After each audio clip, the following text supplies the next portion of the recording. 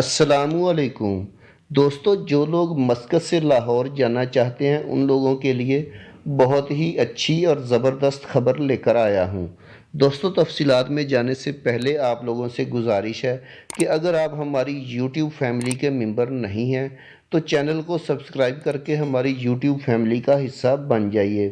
तो दोस्तों, लाहौर का सफ़र करने वालों के लिए अभी अभी ओमान एयर ने अपने ट्विटर अकाउंट पे लाहौर के लिए एक फ़्लाइट का ऐलान किया है। ये फ़्लाइट 12 अगस्त 2020 को मस्कत से लाहौर जाएगी।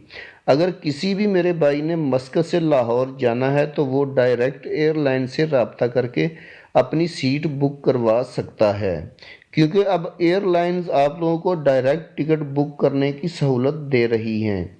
तो आपको बीच वाले किसी भी कमीशन एजेंट से टिकट लेने की ज़रूरत नहीं है।